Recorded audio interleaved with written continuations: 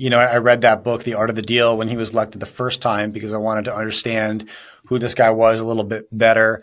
What was so interesting about it was that his mannerisms and style of communication have not changed at all since the Yeah. mid 80s when he published that book. He's like, you Yeah. want to walk into the room and say something crazy, throw everybody off balance, and then Right. sneak in your real demand, and Right. it's a pretty savvy negotiating tactic, Yeah. just the shock Yeah. and awe. And Yeah. already, as the elect, he's goading leaders like Prime Minister Trudeau. Oh, you don't like the tariffs? Well, become a Yep. state. Like he just says the thing, as Yeah. opposed to the, Yeah. as opposed to the dance. And so I wonder if you're right. And I've watched his appointments with similar appreciation, I think, Hmm. and Hmm. struck me maybe that there's a massive advantage to having a 4-year term, then Hmm. taking a pause, integrating what you learned, and coming back for your second term now with Hmm. fresh eyes and experience. Do you think Hmm. that he can make so? Yeah, I mean, this guy campaigned on massive change, right? Department of Government Efficiency being a Right. classic example. Right. Um, there's campaign, and then there's candidacy, right? There's presidency. They're Sure. different. They're different. Yeah. So your optimism level, Michael, on the ambitions of a department like the Department of Government Efficiency. Do you think there's Hmm. something? Because if this is going to work, from my perspective, he's got to make pain has to come first, right? Like Hmm. if Yeah. the Doge department actually functions the way it was promised, it's going to cause a lot of near-term pain before something good comes out of it. Would you think that's a fair assessment? And what's your take? Yeah, I think it's a fair assessment in a lot of ways. And I've said this before, it's cryptic, but, and I said this even before, I wasn't surprised by the result. I really wasn't. But I said, regardless of who was going to win when it was still up in the air, I didn't envy either when you're coming into the type of debt background that they're coming into, with 36 trillion in public debt, 100 trillion in combined household, government, and corporate debt. I mean, it's different in a lot of ways. I said it's kind of like being nominated the captain of the Titanic after the iceberg's been hit. You're going to get blamed for not having enough lifeboats no matter what. There's going to be casualties here. Mm. And, when Trump came into the White House in 2016, entitlements, interest on government debt, and military expenses was 65% of tax receipts. Well, now it's twice that much, so there's not a lot of wiggle room here.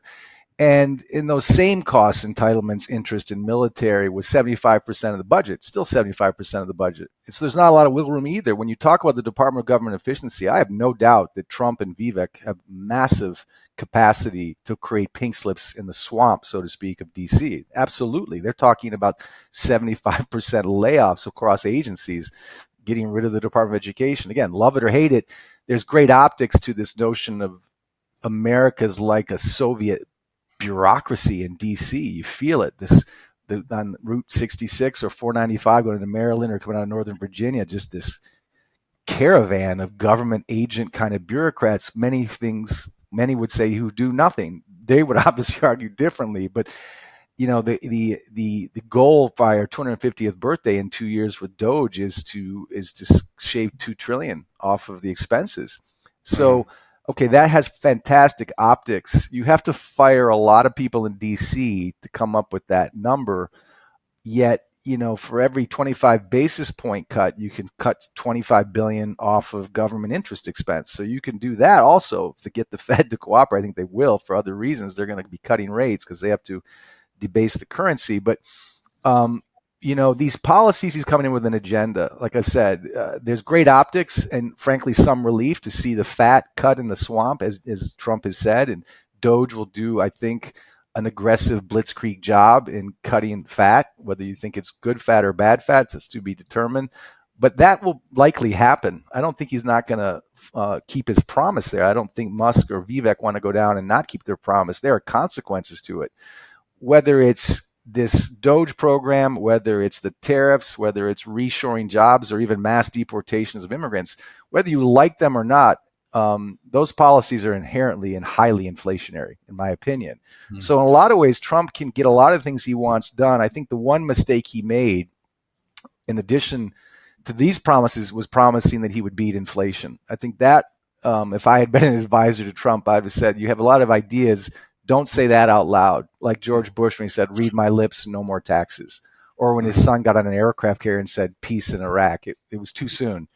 I think I think a lot of the programs he wants to do are inherently inflationary. I think he wants, and he said in the campaign, and now he wants a weaker dollar. Uncle Sam needs a weaker dollar.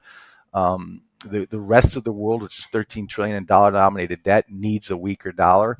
And yet, since he came in office, and despite the Fed cutting rates feverishly, the DXY has jumped from 103 to above 107. It reminds me a lot of Bush in 2001 when Greenspan was cutting rates feverishly, and yet the DXY went from 108 to 121. In some ways, the bond market, more than the Fed, is determining the strength of the dollar right now. And he needs to debase the dollar. He needs to cut the dollar down. He needs to cut debt to GDP down. I don't see how he does that without an inflationary policy, whether it's at the Fed or whether it's with his own spending. I don't know. Even with cutting it at the DC level that fat, there's still going to be $1 trillion deficits, and that delta has to be filled with mouse click money at the Fed. Quick break here, guys. Today's episode is brought to you by Coppernico Metals. Now, regular viewers of my channel will be familiar with the entrepreneur behind Coppernico. His name is Ivan Bebek. Now, although a young man in this business, Ivan's already created tremendous value for his shareholders in the past, namely with Caden Resources, which he sold to Agnico Eagle, and Keegan Resources, which became a mine now owned by Galliano Gold. Now, Ivan has surrounded himself with expertise from BHP, Newmont, and VRIC on his board at Coppernico Metals. Check out coppernicometals.com. Now back to the interview. And frankly, and this is my personal belief, I'm all in favor of cutting some of the waste out of the swamp.